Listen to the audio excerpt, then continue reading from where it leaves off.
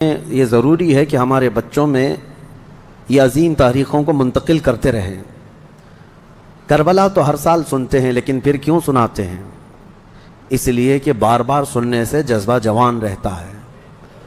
ہمارے بچوں کو یہ کہانیاں نہیں ہیں، بلکہ ان کے جذبوں کو جوان رکھنے اور حوصلوں کو بلند رکھنے والی یہ دوائیاں ہیں۔ جنگ بدر، جس کو 14 صدیاں گزر گئے لیکن ظالم کفار آج بھی بھول نہیں سکے۔ جنگ بدر کا ایک رخ پوری دنیا جانتی ہے، بلکہ سب چڑھ چڑھ کر کے بیان بھی کرتے ہیں اس کو، یہ دشمنان اسلام۔ اس کا پس منظر کیا تھا، وہ کیوں ہوئی تھی، اس پر کوئی کلام نہیں کرتے، کیونکہ درد مرنے کا زیادہ ہوتا ہے۔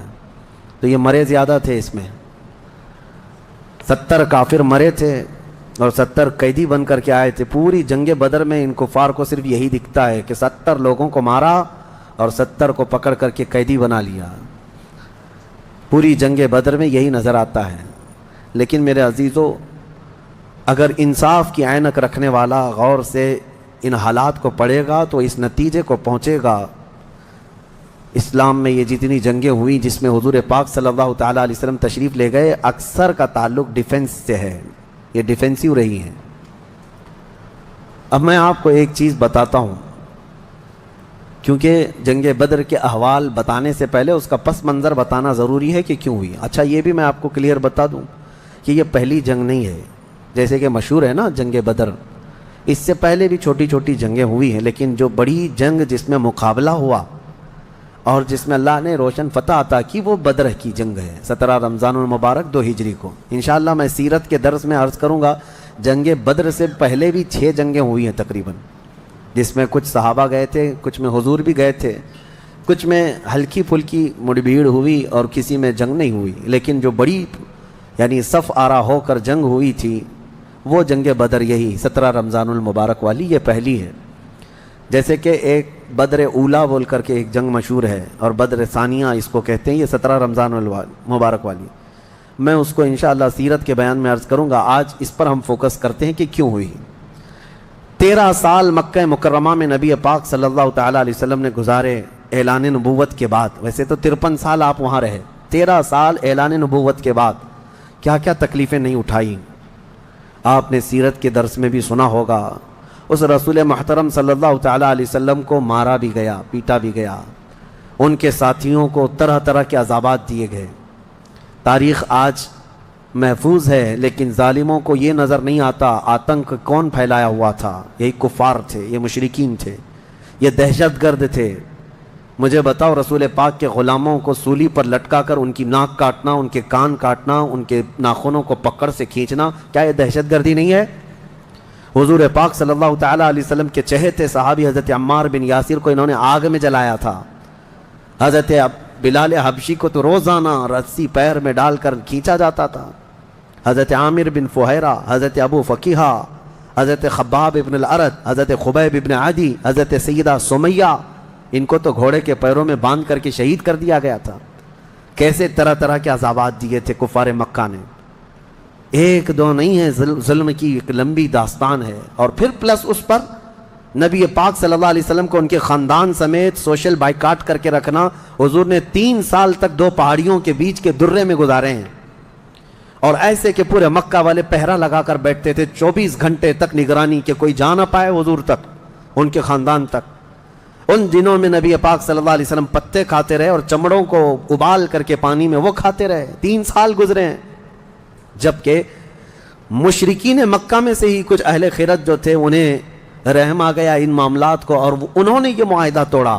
وہ آ کر کے، کوئی دوسرے نہیں، صحابہ نے نہیں، جو کافر تھے انہی میں سے 10-12 لوگ، انہوں نے دیکھا اتنی تکلیف یہ ہم میں ہی سے تو ہیں، اور وہ بھی قریش خاندان جو ہم میں سے سب سے معزز خاندان ہے، اس کا ایسا بائیکاٹ کرنا کہ ان تک ایک چاول کا دانہ نہ پہنچے، یہ کیسی مصیبتیں ڈال کر رکھی گئیں اپنے بھائیوں پر۔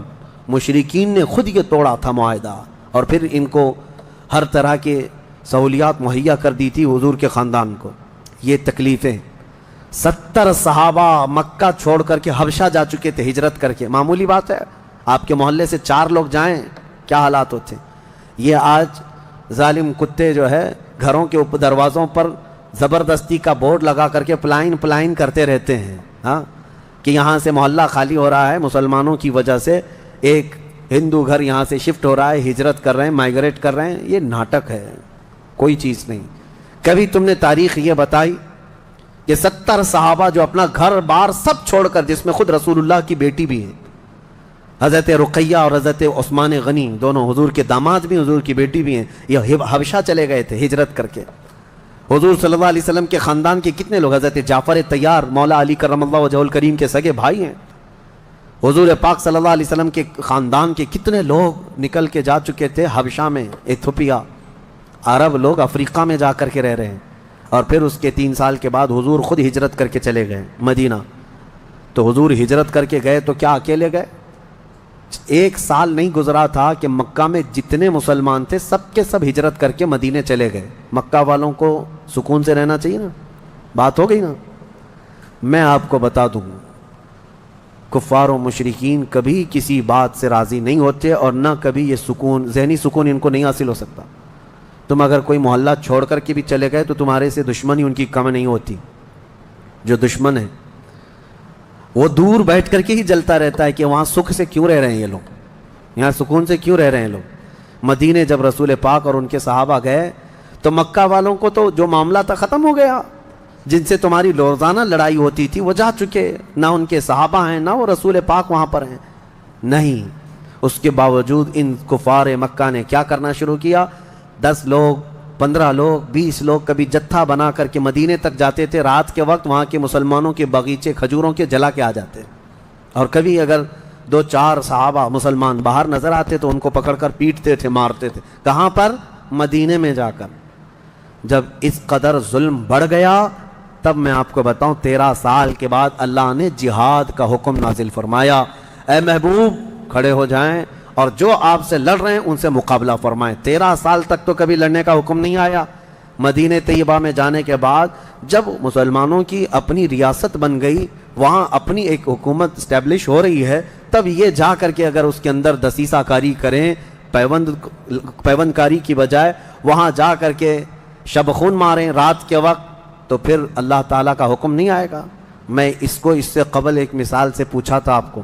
یہ کہتے ہیں نا، آج بھی ہم نے 22ویں پارے میں ایک آیت پڑھی ہے، ملعونین اینما ثقفوا اخذوا وقتلوا تقتیلا. اس کو وہ 26 آیتوں میں گناتے ہیں جس کو یہ لوگ کہتے ہیں آتنک کا بڑھاوا دیتی. اللہ نے فرمایا لعنت کیے ہوئے لوگ ہیں یہ سب، جہاں پائے جائیں پکڑے جائیں اور ٹکڑے ٹکڑے کر کے مارے جائیں. یہ آیت ہے. اور یہ کہتے ہیں کہ یہ دیکھو آتنک کو بڑھاوا دیتی، یہی دیکھ کر کے مسلمان کاٹتے ہیں سب کو. میرے عزیزو، آیت جو نازل ہوئی کب ہوئی؟ یہی میں نے آپ کو یہی مثال اس سے قبل بتائی تھی. ہمارا دیش، ہمارا ملک امن و امان کے ساتھ رہ رہا ہے. 4 لوگ بھی اگر دشمن ملک کے ہمارے ملک میں داخل ہو جائیں تو ہائی اتھارٹی کیا حکم دے گی؟ سپریم کورٹ ہو یا وزارت داخلہ، ہوم منسٹری ہو یا کوئی بھی ڈپارٹمنٹ کے لوگ کیا حکم دیں گے؟ یہ 4 دشمن جہاں پائے جائیں ان کو پکڑو اور مار دو. پولیس کو تو آن دا اسپاٹ شوٹ کرنے کا حکم ہوگا، انکاؤنٹر کر دیں ان کا. کیوں؟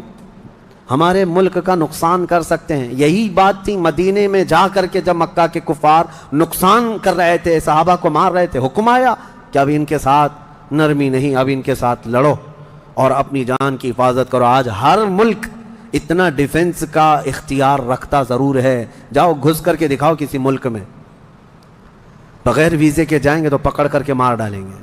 بارڈر کراس کرو تو شوٹ کر دیں گے، جبکہ چوری کرنے کی نیت نہ ہو تب بھی. لیکن اسلام جو مارنے آ رہے تھے ان کو مارنے کا حکم دیا. اب سنو.